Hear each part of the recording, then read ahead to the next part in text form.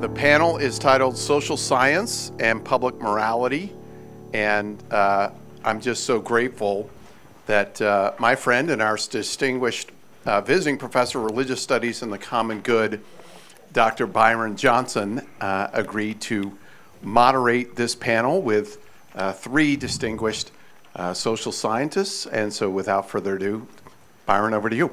Pete, thank you so much, and thank you for these wonderful conferences. Where's Robby? There he is. Thank you to Robby, a longtime friend, for writing such a great book that has caused us to come together now 2 years in a row to discuss the book 30 years later. And Pete, I love the way you set these events up because the panels are always so good and they're so different. You're not going to hear political philosophy on this panel. These are people who love data. But they love to apply data to the kinds of things that came up in the previous panel. And so these are top scholars, number crunchers. I've interviewed them, and their favorite book of the Bible is the book of Numbers. And so you are really going to enjoy them. We're going to do a different format. Instead of like an opening statement, I'm just going to introduce them. And I won't, they have long bios. I'll just give you a little snapshot on each of them. And then I'm going to ask them different questions, not the same question, but different questions that are more relevant to the work, the important work that they do. And it is always great to be back at Pepperdine, too. This is now my second home. And so let me just kick us off. I'll start on my far right with Bill Jeans, who I've known for many, many years. We have the privilege of working together. And he came the shortest distance, although it may have taken just as long. He's at Cal State Long Beach. And so Bill is in the School of Education. He's trained at Chicago and Harvard. And he's studied so much about parenting and religiosity and character education. But he's best known for his meta-analyses, which is one of the things that he's going to be talking today about. And his work has been published all over the place and received a lot of media attention. So I'm glad that Bill could come. And then Christina Hinton is with us too from Harvard University. And I've had the pleasure of getting to work with the Human Flourishing Program for the last 6 years, where Christina is based. And if you don't know about the Human Flourishing Program, you need to. Just Google it. It's led by Tyler Vanderwill, who's an extraordinary scholar. And Christina is a part of the Human Flourishing Program, and she does exceptional work on education, relationships, character skills. She is the founder and CEO of her own company called Research Schools International, which is doing work all around the world. And she too was trained at Harvard, just like you were, Bill. And so we're delighted to have her with us. And then Jesus, and you're going to make sure I don't botch this up too bad. Okay. Fernandez Valverde? Yeah, that's good enough. Is that good enough? Yeah. Okay. So Jesus is at the University of Pennsylvania, where I was before I made the transition away from Penn. And just to give you a little bit, this is what he does. His primary research interests are in the formulation of dynamic equilibrium models that their efficient computation, their estimation, in particular using machine learning. How's that? Just like our previous panel. But seriously, you've done some important work in areas that are maybe outside of what most economists do. Mm-hmm. And so that's what we're going to be able to talk about here. So Bill, let me start off with you and toss out a question for you. This is Making Men Moral Conference, based on Robby's important book. But what I'd like for you to talk about, we've heard a lot about character and morality today. You've done a meta-analysis on character education programs. And, maybe what you could do is explain what a meta-analysis is and what you found in that particular Sure, project. appreciate that.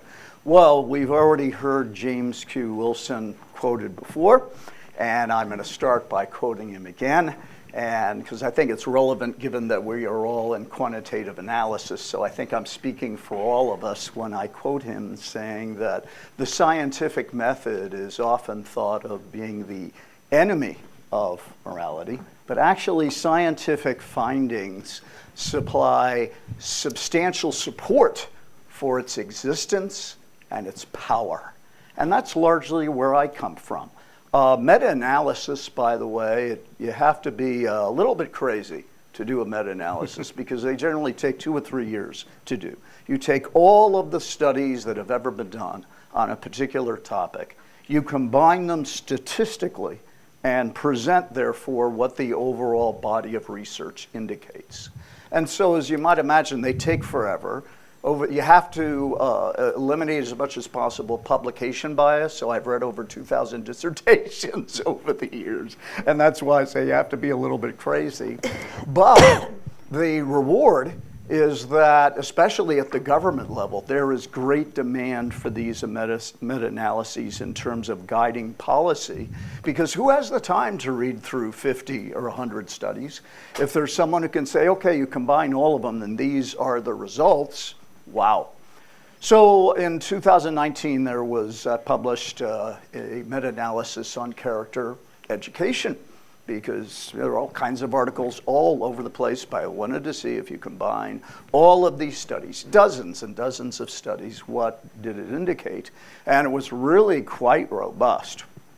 In doing a meta-analysis, you have to have a common metric so that you can combine the studies, and they're in standard deviation units. And there's guides concerning whether these are small effect sizes, medium, or strong, and all of them were in the medium to strong category, which actually surprised me, because you really do have to be objective when you do these things as a matter of integrity. I'm fortunate enough, thank you, Lord, I am fortunate enough to be invited by both Republicans and Democrats because I'm known to go by the numbers. These are the numbers, whether I like them or not. That's very, very important.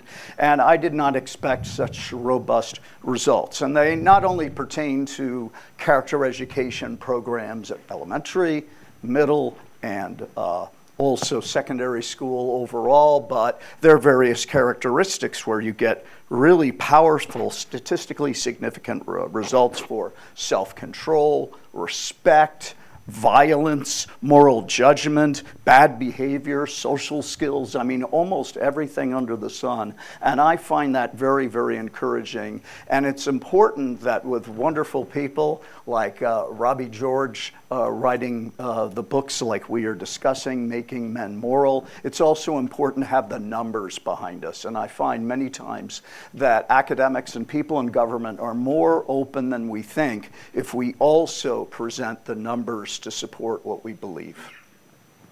Great, great. Christina, let me come to you. One of your areas, of course, is character education as well, intervention programs. And so is there empirical evidence that these programs are effective? So I'll just underscore what you've just said, which is absolutely yes. And I don't think that the public necessarily knows that. So I think it's a really important message to emphasize. As you mentioned, I come from the Human Flourishing program at Harvard, and we define flourishing as including kind of a broad index of well-being domains. And the evidence suggests, as you just discussed, it can impact all of those domains. So it's effective at developing the character skills themselves, happiness, mental health, even physical health outcomes, sense of meaning, social relationships, as you mentioned. And so it's really can be quite powerful. Also, it can impact academic achievement. And in fact, some studies suggest that early character skills are actually more predictive of later life academic achievement than early academic skills. So again, that's really important. And I want to borrow a phrase from Robby that he said earlier, which is, character is intrinsically valuable, not just instrumentally valuable. I want to emphasize that. For me, it's really the purpose of these programs is to teach character. It does happen that it is instrumentally valuable as well, though, for academic purposes. And then I just wanted to bring up like a common kind of stumbling point that comes up, which is, well, whose character are we teaching?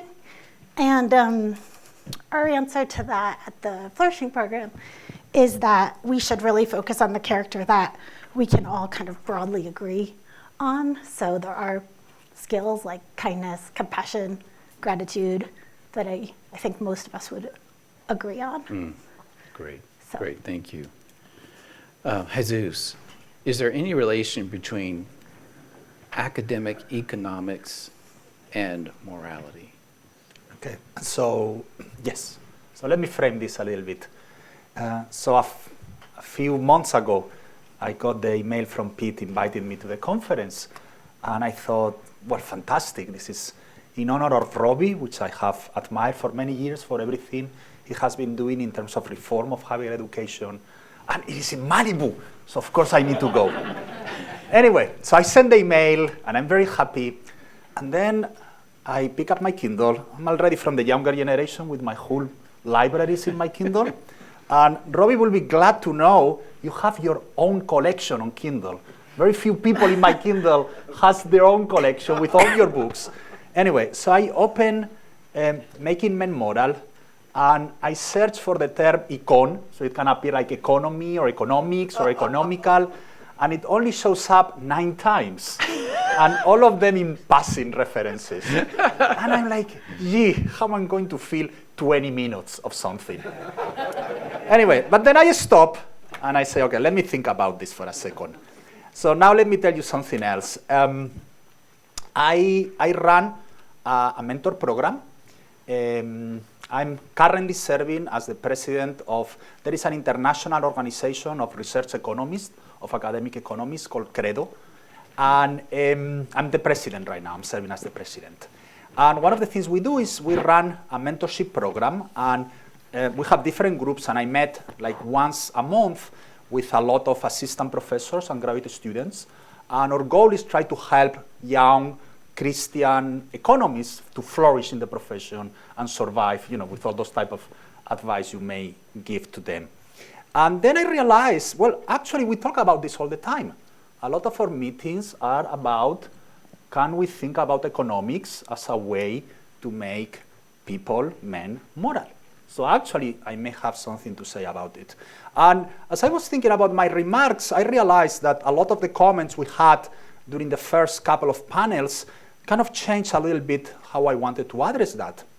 So the first thing that I have learned over the years in conversations with younger scholars is that economics suffers from 2 problems. And this is very important because it has consequences for how we actually do policy.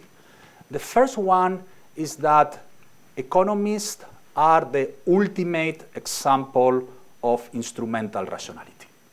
Okay? You talk with the average economist and you will tell them, you know, a lot of our undergrads at Princeton and at Penn, and yes, at Penn a lot of our undergrads are having mental crisis, are sad. The average economist is going to tell you, you know what we are going to do? We are going to give a subsidy to healthcare, or we are going to impose a tax on Facebook, or we are going to create this fantastic incentive program. And you're like, maybe you are missing the point. Maybe this is not what this is about. And the second thing is, as economists, we tend to forget that, for instance, markets are good. I'm a big believer in markets. You know, every time I tell that to my undergrads at Penn, they go like, oh my God, someone believes in markets. But we also tend to forget that markets are embedded in a rich tapestry of social relations, and that without those social relations, market cannot work. So let me tell you something where I have changed my mind. So if you ask myself, you asked me 20 years ago, do you agree with laws restricting commerce on Sunday? I will have given you the standard economist answer. yes, I oppose those laws. Because it's more efficient that people, if they want to trade on a Sunday, and I want to sell bananas on a Sunday, and you want to buy bananas on a Sunday, this is okay, and it improves the situation of both of them. Over the years, I have come to the conclusion that this is a bad answer. And this is a bad answer because most of the people who are going to buy bananas are upper middle class people that already have a very nice life. And buying bananas on Sunday only makes their life a little bit better. Most of the people who are going to be selling bananas are working class people that don't have any other alternative but to obey their bosses when they tell them to work on Saturday morning at Whole Foods, and they cannot have a family life on Sunday. And that's the type of things that we as economists forget all the time. And that's the type of, I think, keeping the ideas of the common good in mind that Robby emphasized so much in the book should influence how we think about the economy. And that's what I try to tell all the young assistant professors these days. Don't forget families are important. Don't forget that we want people to be able to spend Sunday morning with their kids. And if that means that Whole Foods cannot be open and you cannot go and buy your soy milk on Sunday morning, because, of course, all my undergrads only drink soy milk. Yes, that's okay. You can survive. You can wait until Monday morning without your soy milk. And society as a whole will probably be better off. I told you this was going to be a good panel. Wow. Okay, we're just getting started. So, Bill, let me come back to you. You've done all these meta-analyses, and I'm so glad you were able to tell people how awful they are to do. Okay, I've done one, and it aged me 10 years. That's about how long it took. Yes. But of course, you are providing a huge service when you do that. Because if you do that and you get it published in a great outlet, people don't have to read 100 stories or publications. You're able to capture that right there. And so it's really, really helpful, especially for those of us that believe in evidence-based outcomes. So the next question, of all these metas that you've done over the years, what is one that likely almost everyone would recognize is important for public policy? Well, one of my favorites is one of the ones, in fact, that brought us together. And that is, actually, I've done both a meta-analysis and it was confirmed in using the NELS data set. It's a U.S. nationwide, almost 25,000 subject data set. And both sets of results confirm each other, and that is the achievement gap has been just a massive topic in the U.S. Some will call it the opportunity gap, but one way or another, there are gaps, and I think that we acknowledge that, whether they be racial or whether they be socioeconomic. And that being the case, I wanted to see, okay, we've spent millions and millions of dollars in the United States to shrink the achievement gap, and we have to be, I think, honest with ourselves. We've been doing this for now over 60 years, and there's been very little movement. I mean, it's been something of an embarrassment, I would say, for the U.S. Government. And yet, if you take teenagers who are people of faith, as defined both externally and internally, meaning it's very, very important when you define religious faith that, number one, the students consider themselves religious. They could say, oh yeah, I go to church, but that could be because mom and dad are saying you must go to church, okay? But they themselves consider themselves very religious, and it shows externally that they go to church once or twice or more, or another synagogue or some other house of worship once or twice a week or more, that if you take teens of faith, and they come from intact families, the achievement gap disappears totally if you compare them to white students. And some will say, well, yeah, but so many students these days come from single parent families. What about that? Well, even if you just look at students of faith who come from single parent families, the achievement or opportunity gap is reduced by 60%. That gets everyone excited. And yes, so I would consider this to be among those that wherever you come from, hey, you got to rejoice at something like that. Yeah. Christina, back to you. How might we support parents to cultivate character skills in early childhood? Yes. So I would say, first of all, policies that enable parents to show up in ways that model character skills. So we talk a lot about modeling, which is essentially leaving them ourselves so that children can observe and interact with us in ways that they learn character skills through us. The Surgeon General recently released a warning that parents are stressed and have a mental health crisis, and this is now a public health emergency. So parents are really struggling in this country, and I worked for the OECD for a long time, and it is somewhat unique to this country. Like, for example, if you look at research on happiness and parenting, it goes quite down in this country. That's not the case in countries with better supportive policies for families. So I think policies like, paternal leave and high quality child care and that sort of thing that supports parents is one really important piece of helping parents support their kids to show up with kind of strong character skills.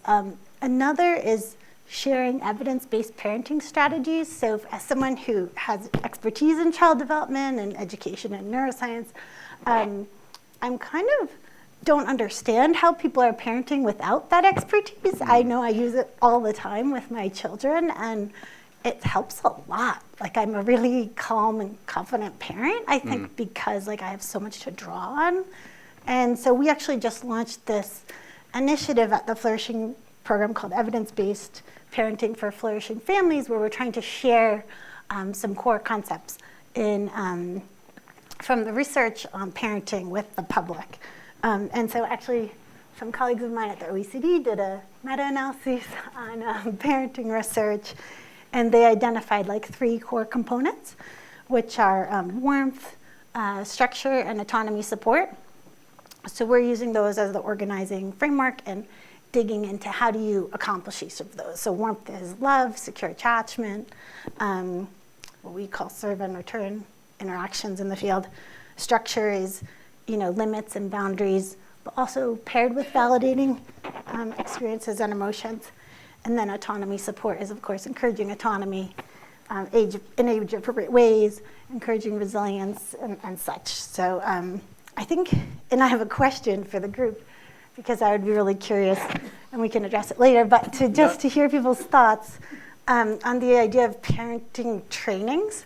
I have some mixed ideas myself on it, but I wonder if it would be incredibly helpful to offer at least some sort of trainings for parents. I find it very odd that to drive a car, you have to go through all this process, and then you just have a child and nobody tells you how to do any of it. And again, if you come from outside the field, I don't understand what people are doing. I mean, they're just guessing, basically, or doing what their parents did, some of which was probably incredibly wonderful, and some of which was not. So, I think it's important to, have some more evidence-based approaches to that.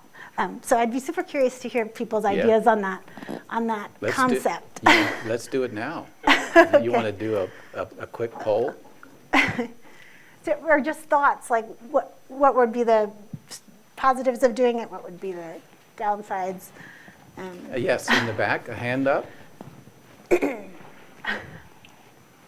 question. Hi, as a mother of young children myself, and so I recently got into the community of mom groups. A lot of these parents are getting it, I hate to say, from Instagram and TikTok. That's where people are getting it, the little video snippets that they see, and they follow the people that they think have the expertise. And sometimes those are psychologists, sometimes they're former preschool teachers or current preschool teachers, etc. I also would say I think some parents are also not doing it and using TV and social media to raise their children. That not getting the information from it, but literally parking their kids in front of it. But I will also say, as In California, we have something called the First Five Commission, and I sit on the Orange County Commission. We actually do offer parenting classes. We fund those. There are a couple options. You can take private ones that are about $500 to $800 for like a 6 to 8 week session, group of sessions. Or we do offer some. Mostly, though, we target like low-income areas. So I feel like it's something that people in policy are looking at only targeting at risk. And I would say, quite frankly, our culture is at risk. So it's something that I think definitely would be fruitful, but not sure on the uptake of that. So. Great comment. Maybe one more, and then maybe at the end, when we open it wide up, we can come back to this, because I think this is I was just going to be really quick. I had 2 sons, they're both out of the house. I thoroughly enjoyed being a father. I guess my best living example was my own father, although as most young men, I didn't agree with everything he taught me, so I guided them sort of in the way. But I think my biggest concern is this is about restoring morals. And my concern is if you hand this over to secular institutions, you will lack that moral guidance, which is absolutely essential for children, because that becomes their foundation for decision making for the rest of their lives. I like encouraging, faith-based organizations. My kids are both in Scouts. There's other father figures that they can compare my parenting style to another parent, which is very helpful for them to have that interaction with other morally sound adults in their upbringing. So that's all I would say. Thank you. And we'll come back to this topic. I was going to say, Christina, that my wife and I attend a mega church, and about 7 years ago, we were asked to join a class of young couples with little kids. And it's a class largely on parenting. And they then asked a bunch of seasoned couples, of which I'm one. My wife and I, we're a seasoned couple, meaning old. And so there's maybe 100 people in that class, and it has been, the appetite for tips on parenting is huge. And so what we didn't expect, we just thought there would be discussions during the Sunday school class that might be helpful, and then classes targeted towards parenting. But what's happened is they've wanted to meet outside of class. And so my wife is mentoring all these young moms, and I'm mentoring all these young dads. But it just shows, and these are middle-class folks, too. It just shows that there is an appetite far and wide for the kind of thing that you're mentioning. And again, we'll come back to that. So I really can't wait to get to Jesus in this next question, because I read a paper that he wrote recently, and I think Robby's read it too. And it ties in so beautifully with some of the comments from the previous panel on the issue of abortion and issues around life. So here's the question for Jesus. You've worked on the global fertility decline. Can you tell us more about why this is, at the core, a fundamental or moral consideration? Okay. So I'm an economist, so now I need to bring the bad news. We face, as humankind, a fundamental crisis right now. For the first time in 2023, humankind, and I'm very careful, I'm not saying the US, I'm not saying the rich countries, I'm not saying the Western world, for the first time, humankind is not having enough kids to replicate ourselves in the long run. In the case of the United States, we are around 25% below the level that we will need to have just to keep our population constant. It's not going to happen. President Trump is not going to call me. But in the case that he were going to call me and say, Jesus, tell me the fundamental economic problem of our time, I will say, we are not having kids. Okay? That's way more important than all the silly things I do with dynamic general stochastic equilibrium models. Now, why are not we having kids. So let's take all the woman in the world, because in this room I can still say woman and not birthing person. The other day I went to the doctor and they asked me, and they use an expression I'm not even going to say here in public, but I was taken away. If you want, in private, I can tell you. Anyway, because apparently I belong to that group. But anyway, so we look at all the women in the United States, and we divide them between women who completed their fertility age at 0, that means they had 0 kids, and women who had at least 1 kid. And it turns out to be the case that the average number of kids of women who had at least 1 kid has not really changed over the last 60 years or so. It's around 2.2. What has increased dramatically, and I hope no one will get mad at me for saying that, is what Vance has called the cat ladies. Around 30% of women now are not having any kid. And this is a fundamental problem. And it's a fundamental moral problem because it's a breakdown of basic social relations. It's a breakdown of families, because the reason most of them are at 0 is because they are not living with anyone. Whether or not they are married, we don't even need to get into that anymore. A lot of them are isolated, completely disengaged from society in very fundamental levels. And you just look at the way they vote in very particular ways. And what I want to emphasize is that this is a fundamental moral problem, because we have created a society, and I could go in detail over it, where for the first time in our history as a species, getting married and procreate is not the goal of society. And unless we fix this, society is going to collapse. Sorry to say it in that way. I don't want to ruin your weekend. But it's a fundamental moral problem. We need to go back to a situation where the standard is to get married and procreate. Because otherwise, there is no way society can survive with the level of fertility that we have in the US right now. And by the way, if you think that the US is in the problem, go to Western Europe. Okay? Over there, it's just unbelievable. And what really worries me is that the present of the United Kingdom in 2024 can be the United States in 2034. And what we need to do is everything in our absolute power to prevent the US to look like the United Kingdom today. I think you should keep going. A few good more news. I think, and I think reading your work, the projections are what are incredibly frightening. Yeah. Let me give you just one number that I love. Okay? South Korea, right now, fertility is 0.7. It means that every woman on average is having 0.7 kids. So let's think about it in this way. Imagine that you have a high school class with 50 women and 50 men. And it's a very funny high school because every woman marries every boy in the high school. It's a very romantic high school. They have great ball dances and everyone falls in love, kind of cheesy movie from the 1950s. Okay, of those 50 couples, they are going to have 35 kids. That's what 0.7 means, okay? It's 50 women times 0.7, 35.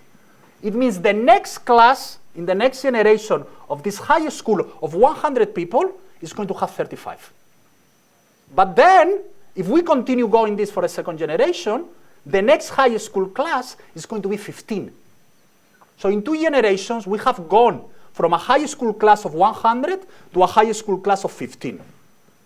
Do you think any society can handle that? No. This is the level of societal collapse of the fall of the Roman Empire. Sorry, I don't want to sound melodramatic, but it is what South Korea is facing. Real quick, I know that the issue of immigration is relevant here because a number of people have said, well, if you have a sufficient number of immigrants to make up for the downward trend in these numbers, you're still going to be okay. But why is that problematic? Okay. So first of all, I'm not against immigration. As anyone who sees me saying how are you doing? So, you know, some immigrants, at least me, are good. No, but more importantly, look, many of us here in this room agree on the Aristotelian tradition. And Aristotle says that the virtue is in the middle. It is perfectly reasonable for the US to have 5,700,000 immigrants a year. It is unreasonable to have 5 million immigrants a year. Why? Because you just cannot assimilate them into the mainstream of American culture. So let me give you a very simple example. Imagine that you have a class of 50 students, which are native born, and then you have 10 kids that are sons of immigrants. So you have 60 kids in total, and you divide them between 2 sections of 30 and 30. And you have 25 and 5 and 25 and 5. Those 5 kids become Americans. Now let's go to the crazy situation that you are having now in many countries in Europe, where you only had 20 students that are native born and maybe 30 immigrants. If you think this is crazy, in regions of Spain, now 50% of kids born have mothers that were not born in Spain. That basically means that in the high school class, half of the class is not of native parents. It means you are never going to integrate those people. It's just not going to happen. So the idea of this is perfectly okay, let's bring some more Fernández Villaverde, and this is going to fix the problem, is not correct. It's flawed. Goes against everything we know about the ability of a society to integrate immigrants. So precisely because fertility is so low in the United States right now, that we need to be very careful about how many immigrants we bring. Second point, we live in a welfare state. This is a very different situation than when your grandfather came from Syria. When your grandfather landed, I don't know, maybe in New York, yeah, they told him, you know, good luck, send a postcard from time to time. Okay? Now, as soon as you come in the US and you get legal status, you qualify for the welfare state. What is the welfare state? The welfare state is redistribution. That's why Franklin Delano Roosevelt built it. It's about redistributing from people at the top to people at the bottom. Now, there are few immigrants that are at the top, make good money. You know, they may teach at Wharton and things like that. So we are net contributors to the welfare state. But around 70% of immigrants in the US are net drawers from the welfare state. So at the US, at this moment, the welfare state is worse off because we have more immigration, no less immigration. Why is it not discussed in the public policy debate? Blows my mind. But the idea that we are going to fix this problem by bringing 20 million more Mexicans is not true. And finally, and I promise I stop there, I mentioned before, fertility is falling everywhere. Let me ask you a question. Which of the 2 following cities do you think has higher fertility? New York City, all those liberals, bagel eaters, or Mexico City? Mexico City has lower fertility. Really? Wow. Mexico City is 0.95. Wow. New York City, I'm not talking about the metropolitan area, New York City is around 1.2. Interesting. Remember, at this moment, the net migration with Mexico is negative. There are more Mexicans going back to Mexico than coming into the US. The southern frontier problem is not Mexicans, are people from Honduras and Guatemala, etc. I can tell because I speak their language. And you can perfectly tell their accents are different. Fertility in Honduras and Guatemala is dropping at an unprecedented speeds. So even if we wanted to keep our population by bringing more people from Honduras and Guatemala, in 2050, those people are not going to exist. Wow. Byron, before we drop on this, Yeah. could Jesus talk about the relationship, whichever way it goes, Yeah. between secularization and depopulation? Oh, it's tremendous. It's tremendous. So let me tell you who's having kids in the US right now. White Protestants and conservative Jews. Okay? And yeah, Catholics, the problem with Catholics is we are kind of a mixed bag. So, you know, when I go to Mass on Sunday, I go to Mass. Sorry, I hope you will not take this badly. When I go to Mass on Sunday, I still see a lot of 5 children families. But because Catholics are such a big mix, they are, it's kind of difficult to tell. But if we had really good data, and the problem is when you actually ask Catholics, did you go to Mass last Sunday, they tend not to be very truthful in what they tell you. Okay. But for all that we know, yes, Catholics that went to Mass on Sunday had more kids. So rebuilding religious faith, to my opinion, is absolutely fundamental in rebuilding fertility. Worldwide? Worldwide, and by the way, and I really don't want to take more time. If you want later, I can tell you how the Christianization of the Roman Empire after the 3rd century was nearly 100% because pagans practiced abortion and infanticide, and Christians did not. And you do that for 200 years, and you go from being 5% of the Roman population to be 95% of the Roman population. This is why economics is so important, seriously, because of these projections, too, in a number of your studies that you've been able to look at over time, where will we be? So one of the reasons why I love Pepperdine, there's a lot of reasons to love Pepperdine. One is the School of Public Policy and Pete Peterson. That's one reason, because a lot of places don't do justice to the topic of public policy, but all the things that we're talking about, all the things that were talked about in the previous panel, all are policy relevant issues. And so, Bill, coming back to you, in your work on morality and public policy, how would you rate the degree of receptivity from the government to that work? Well, the interesting thing is there's more receptivity among many governments than there is in academics. Might surprise you, and from some places you wouldn't expect. I'll just give you 2 examples.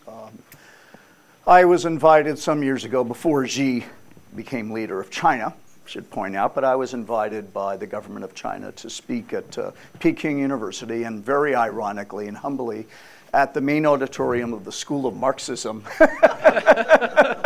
at Peking University, and they wanted me to speak on Bible-based moral education. They wanted the leadership of the government of China at that time wanted to spread it throughout China. And they wanted me to stay in China for 8 months, in fact, to go on a tour of all the major Chinese universities and say this needs to be in your curriculum. So I talked about how the United States has changed ever since prayer and Bible were removed out of the schools. And literally, and I was told, by the way, by the Chinese government, this is a quote, "You can say anything you want about Jesus, just don't criticize our government." I thought that was very interesting. Often in the United States government, it's just the reverse. So I spoke, and I'm not kidding, 1/3 of the audience, government people, academics, and it's hard for us to relate, but there's a cross-pollination between Peking University and the government leaders of China, okay? They're almost at one, okay? And also there were some people studying for their PhDs, and 1/3 of the audience just started to wail. They just started to weep. And they came up to me and said, "Oh, we need that in China." I was invited because they felt like morality was going down. And I couldn't have stayed for 8 months straight, but I had an agreement with them to come, for a month or 2 every once in a while, this sort of a thing. But then when Xi came in, as you can imagine, all of that changed. Second example, also very humbling, and I guess it's the advantage of dealing with numbers. I was contacted by the United Nations. And I'm not a big fan of the United Nations, okay? There's some things they do that are just fine, but, other things, we won't go there, okay?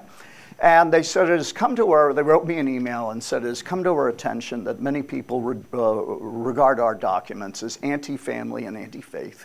We would like you to go through about 180 pages of our documents, especially the new ones, and edit them so that they're more pro-faith and pro-family than they currently are. And they were relatively people of integrity. They said to me, look, we're not going to guarantee that we're going to make all the changes that you'd recommend, but we will make changes, so please do this.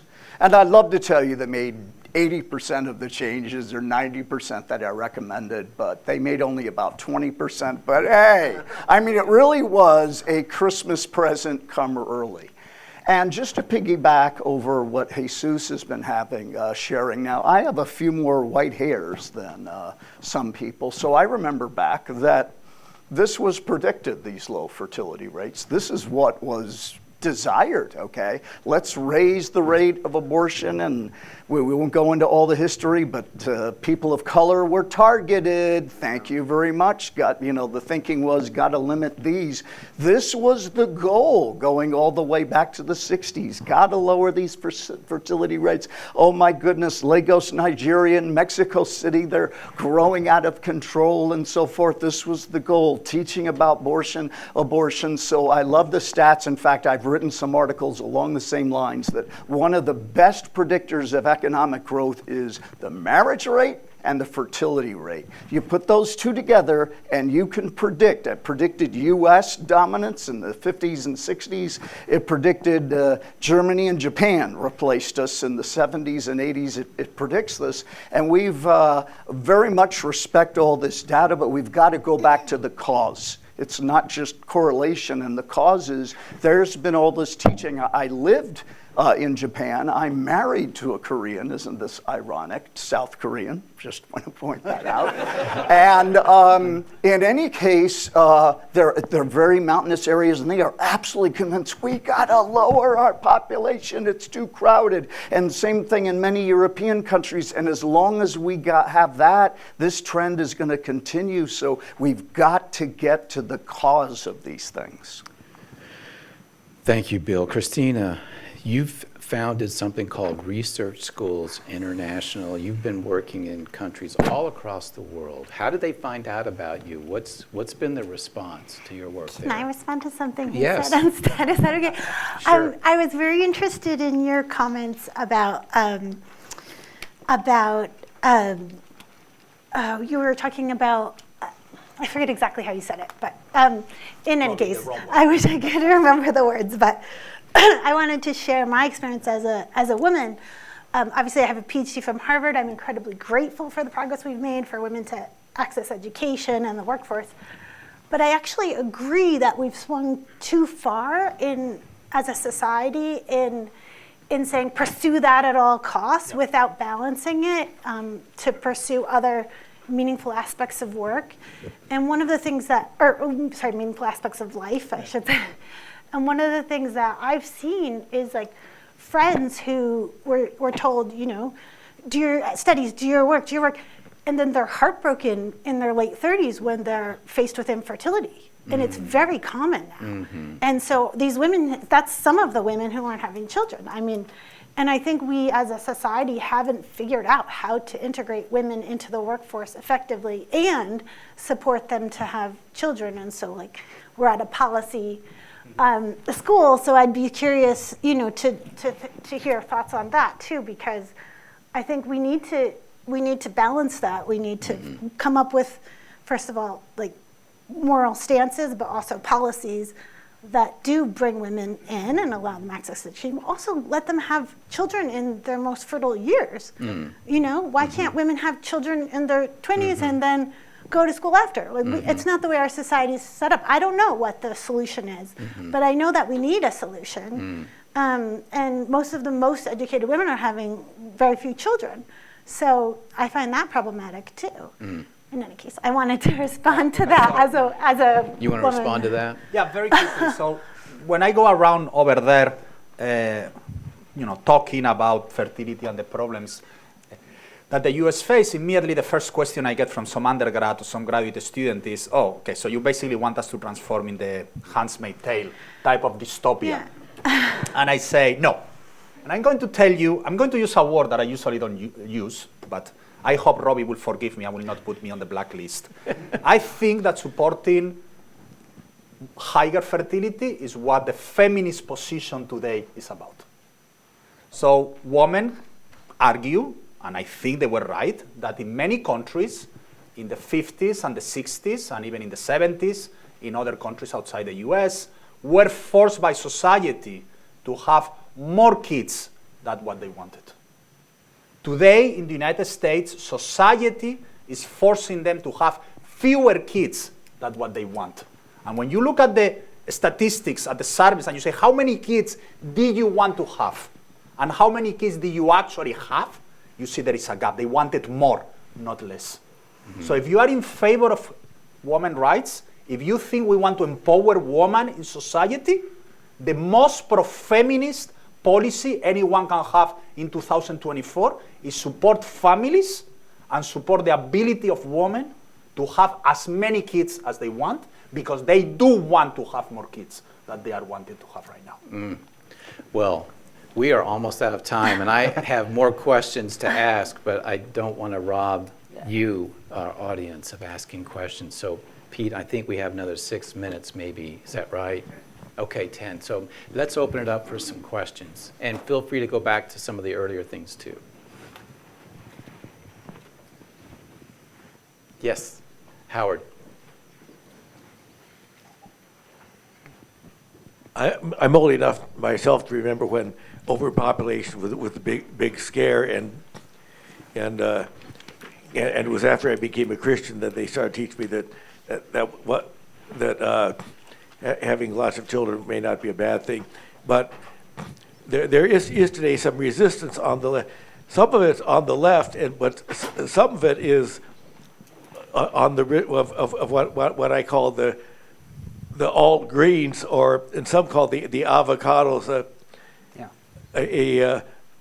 green on the outside, brown on the inside, that value underpopulation for a lot of people for very racist reasons, or just because they want to be less crowded. So this is not just an issue on the left. Yeah. There's a problem on the alt-right. Yeah. Should I answer? Yes. Okay. So my answer is, if you care about the environment, if you think we need to be good stewards of nature, and I believe that, actually having low fertility is the worst thing that you can do. And let me tell you why. Okay, economists argue, and there is overwhelming evidence, that care for environment is a luxury good. What do we mean? Why was California the first state to start getting obsessed about environmental standards? Because people were not worried about basic necessities of life. And then you start worrying about, I want to look at the sea and don't see an oil rig in front of Santa Barbara.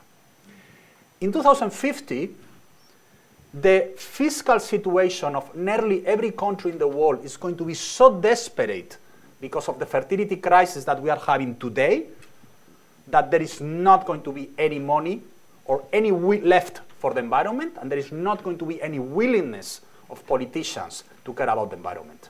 That's going to be concern number 328,326. So, if you care about the environment, if you think you're an environmentalist, you should care about increasing fertility. Because otherwise, no one is going to care at all about the environment in 2050. Robby.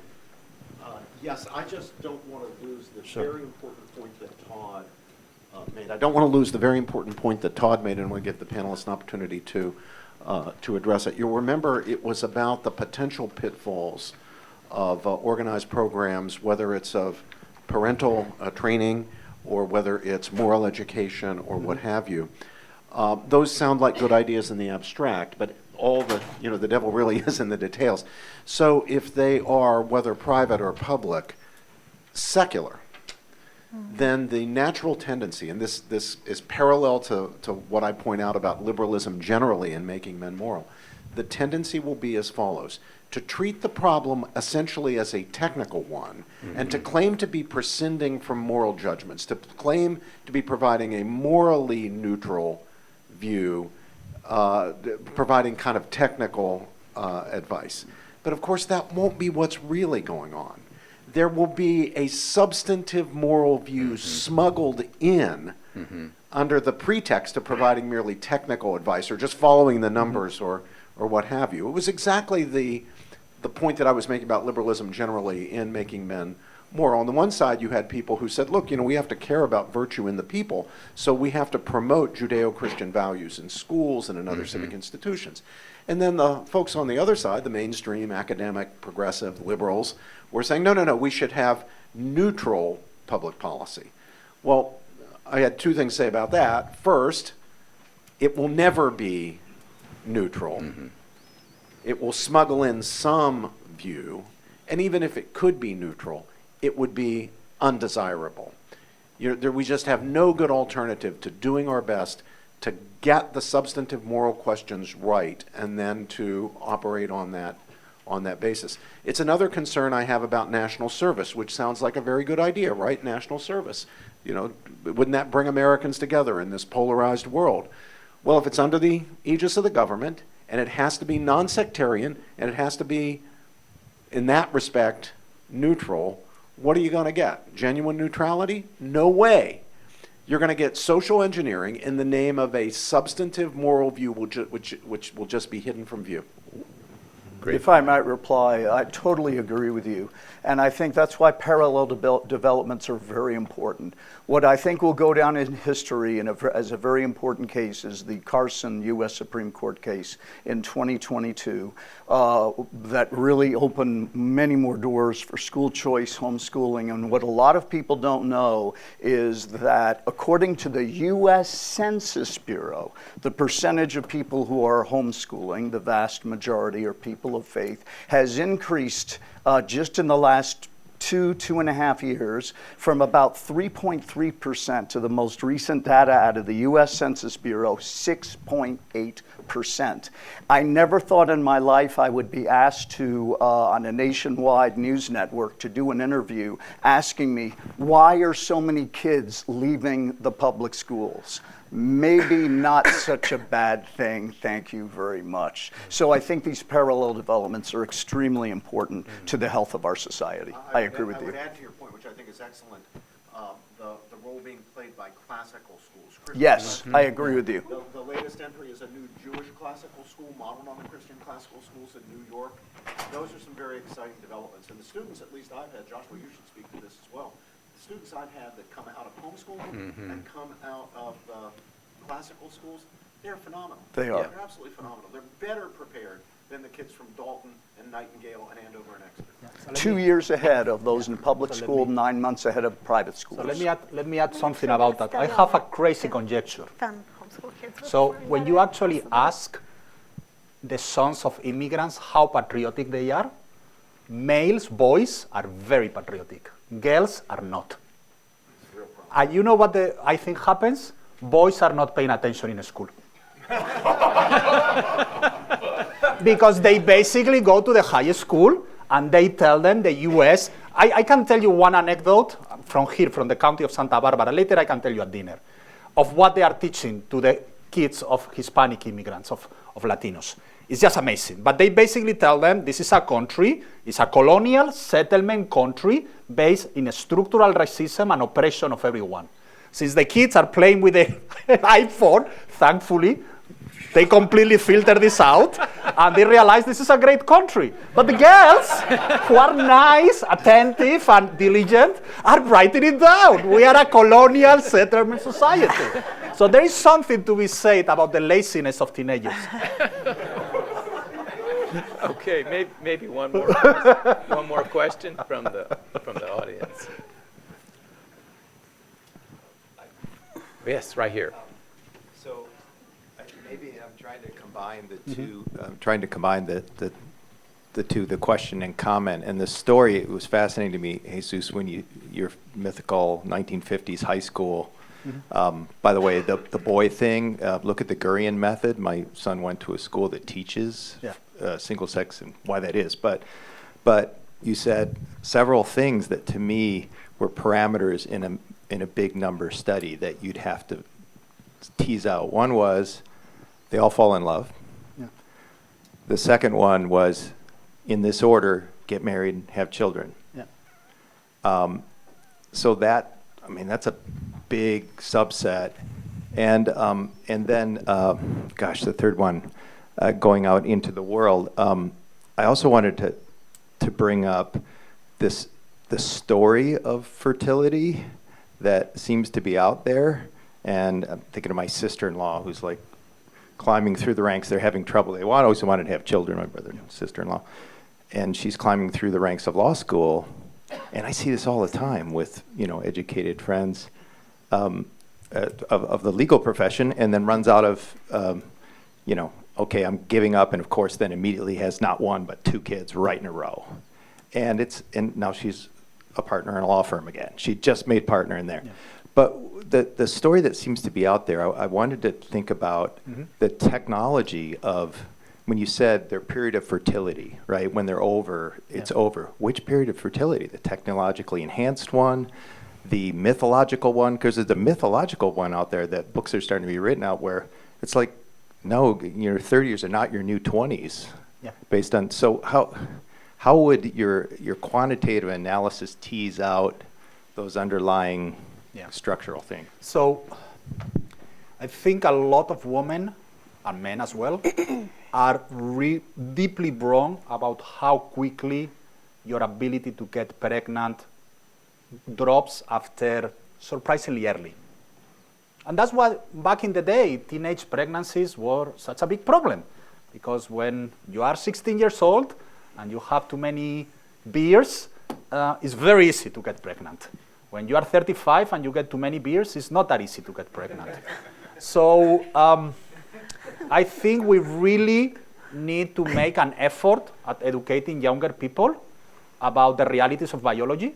And the realities of biology is that fertility, your ability to get pregnant, goes really down very, very fast after 30.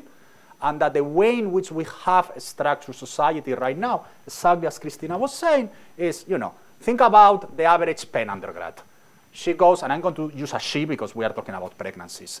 She goes to Penn when she's 18, she graduates when she's 22, then she goes to work for McKinsey when she's from 22 to 24, and then she does the partner, and she goes back to Wharton from 24 to 26, and then she wants to go up the ladder until become a partner, and by the time she's 35, 36, she wants to get pregnant, and it becomes extremely difficult. I think that's why I wanted to bring this up. Exactly, and Introducing the sabbatical. Yes, and we fully agree with you. Fully agree with you, and I think graduate schools should rethink the way we admit students, should rethink how we handle. I'm saying graduate schools because I was in charge of the graduate program at Penn for 6 years. Rethink the way we deal with our graduate students, be sure that we encourage them, and you say, look, it's okay to take 1 year off in the middle of your PhD program. This is not the end of the world. You are still going to do okay. How do we do these things? And I think, and we need to sit down and rethink the whole society from scratch. One last anecdote, and I promise it's the last one. I know I have been talking too much. There is a lot of evidence that safety seats for kids reduce fertility a lot in the US. Safety, like this, that you need to put the seat for kids in the car, in the second row. Mm-hmm. Well, why is that the case? Because it means in practice you can only have two kids at the same time. Car seats. Mm-hmm. Reduces fertility. Car seats reduce fertility. Around what? There is a very nice paper that just came out in the Journal of Economics and Law. It reduces births in the US around 100,000 a year. Just because you cannot have more than two kids at the same time. Look, I'm not saying, let's put all the kids over there in the pickup and, drive the pickup at 100 miles per hour in the highway. But maybe, do we really need car seats in some states until the kids are like 13 or 14? How many deaths are we avoiding in comparison with the enormous cost that we are incurring? And like that, if I had 3 hours, I could go over 200 regulations of the government that have made very difficult to have one more kid. Yeah. And that's what we need to address now. But now, because remember, it takes 9 months for a kid to be born, and then it takes 22 years for the kid to start in the labor market. So even if we start doing things now, the kid will be born in 2025, and the kid will go to the labor market in 2047. We're already arriving late. Sorry. Join me in thanking this incredible panel.